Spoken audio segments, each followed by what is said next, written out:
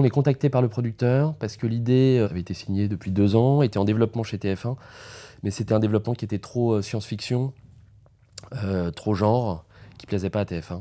L'auteur avait arrêté, TF1 disait on n'en veut plus de robots. Donc le prod, qu'on connaissait tous les deux, Gilles Deverdière, avec qui on a déjà travaillé, nous contacte et nous propose le projet. On leur a fait une note d'intention, en fait, voilà, ce qu'on ferait, ce qu'on développerait, ce qui nous semble intéressant dans le projet.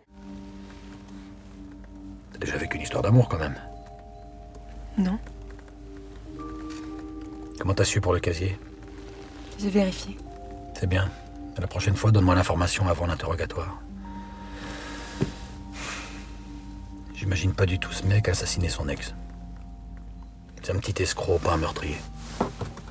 Le personnage de l'androïde, forcément, il a des tonnes de caractéristiques incroyables, mais il n'a pas les émotions, les sentiments. Donc ce qui nous semblait intéressant, c'était de lui mettre en face à face un personnage qui voilà, soit très très humain, très psychologue, et de voir voilà, ce que cette rencontre allait donner. On s'est dit que plus on mettrait des gens très humains en face d'elle, et plus ce serait intéressant. Voilà. Parce que nous, c'est ce qui nous intéressait. C'était ça. C'était que les intrigues, ce soient des intrigues qui soient assez proches, très proches, que ce ne soit pas des trucs de grand banditisme, d'État, de machin, que ce soit très très proche, que ce soit très très concernant. Voilà, c'est un truc qui peut arriver à tout le monde en sortant de chez soi, que ce soit le plus proche possible, le plus humain possible, et que la personne en tout cas qui bosse avec elle, qui est le commandant Vitulot, soit le plus humain possible aussi. C'est la corrélation et la confrontation de leurs deux modes de fonctionnement qui fait avancer l'intrigue et qui fait avancer l'enquête, en fait. Il n'y a pas que Emma qui voit tout, qui comprenne tout de suite, qui fasse comme ça, et ah ben c'est ça, voilà. Et que ce soit pas que Fred, ce soit pas que de l'humain. Donc c'est le mélange des deux. Il faut que l'analyse d'Emma, à un moment, soit indispensable. Sinon, on ne l'aurait pas trouvé. Il faut que lui, sa réflexion humaine, soit aussi indispensable.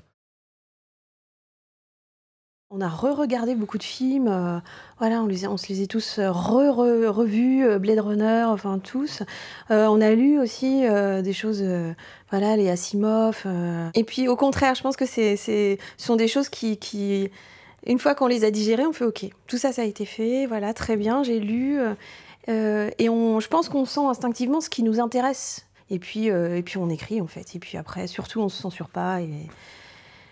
Et on ne se frustre pas. Et il y avait quand même le ton aussi à trouver de la série. Nous, on avait vu tout de suite le potentiel comédie. On se retrouve ici toutes les semaines. Parce que l'apéro du jeudi, c'est sacré. Je comprends. Un rituel social festif à visée cathartique? Ouais, si tu le dis. Ouais. On a vraiment essayé de traiter Emma comme parfois comme un enfant, parfois comme un étranger qui maîtriserait pas bien la langue, ou parfois comme un autiste en fait. C'est quand même un miroir de l'humanité. Elle voit l'être humain, elle essaie de le copier, elle agit un peu par mimétisme.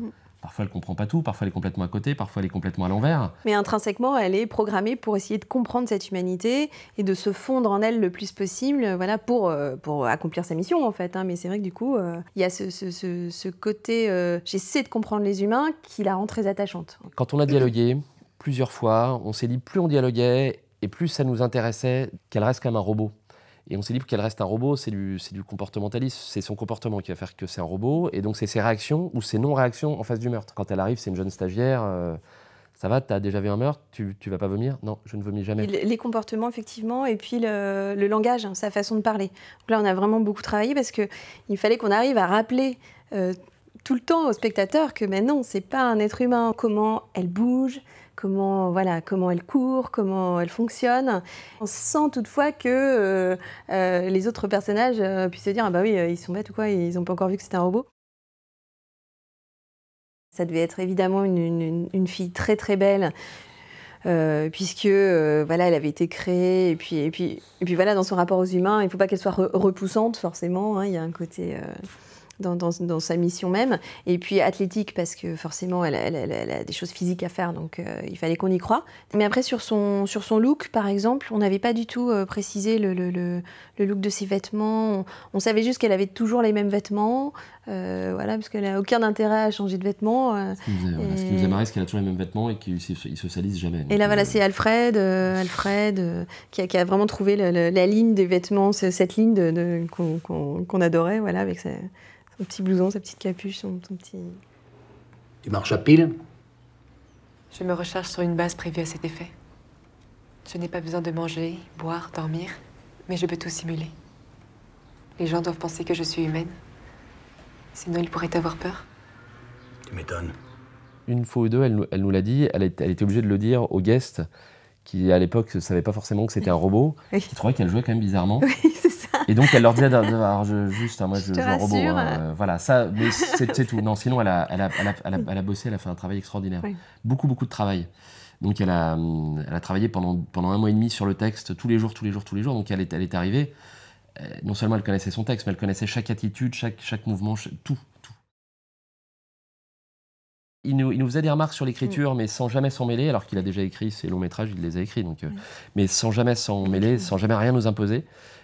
C'était des remarques, c'était des échanges. On était présents pratiquement tous les jours sur le tournage. Oui, on était sur le plateau. En amont aussi, aux lectures avec les comédiens. Voilà, beaucoup, ça évidemment. On était aussi sur le casting. Avec tous les postes. Enfin voilà, on a été. On était sur le casting, ce qui était important, parce qu'on donnait notre avis aussi. On avait vraiment peur que le passage à l'image soit ridicule, en fait. Moi, je sais que c'était ma terreur. On aurait pu vite être ridicule sur certaines situations. Et la scène, par exemple, de révélation à Fred, que voilà, c'est un androïde. Celle-là, nous, on l'a réécrite 10 fois, je pense. On a mis 1 journée à la tourner. Enfin, on savait tous que c'était un gros enjeu. Je trouve que c'est une démarche intéressante de la part de TF1. C'est du coup, ils s'ouvrent à plus de projets. Ils peuvent du coup aller vers des projets comme ça. Voilà, le truc, c'est la soirée test. C'est écoutez, on vous donne les moyens, voilà, vous faites ce que vous voulez. Et il y a une soirée test, évidemment. Il y a une plus grande prise de risque, du coup. Du coup, ça leur permet de... Ouais. Moins de pression aussi pour eux, moins de pression financière. Et donc c'est vrai qu'on a eu une liberté au niveau de l'écriture incroyable. Emma, tu m'entends? Parfaitement. Tu me parles tout haut, là? Non. Mon circuit central communique directement avec votre serveur. Je n'ai pas besoin de parler pour que vous m'entendiez. Je commence à aimer la technologie. 10 fois plus que ce qu'il aurait dû faire s'il était un muscle ou un organe non noble. Et il prend 12 à 15% du débit sanguin cérébral. Donc, on a affaire à un organe très particulier en termes d'hémodynamique. Tes nouvelles? Moi, c'est Jonathan. Mais tu peux m'appeler Joe. Et toi? Emma. Mais tu peux m'appeler M. Ah, c'est original. Les énormes besoins métaboliques. Disons qu'on a voulu mettre un miroir en face de l'humanité. C'est-à-dire tout ce qu'on fait naturellement, en fait, sur lesquels on ne se pose pas de questions, elle va se poser des questions et elle va analyser ça. Et en fait, Emma, c'est ce miroir-là qu'on a posé, qui est pas du tout déformant, en fait, qui est juste un miroir qui nous renvoie à ce qu'on est. Ce que c'est que la confiance, ce que c'est que la trahison, ce que c'est que la jalousie, ce que c'est... Évidemment, l'ADN de la série, c'est comment le robot va évoluer. Est-ce qu'il va finalement échapper à ses créateurs? Qui sont ses créateurs, d'ailleurs? Dans quel but l'ont-ils créé vraiment? Et elle, va-t-elle rester dans les clous ou va-t-elle évoluer? Et voilà, utiliser ces logiciels qu'elle a de décryptage des émotions humaines pour emmagasiner de plus en plus et évoluer à partir de ça.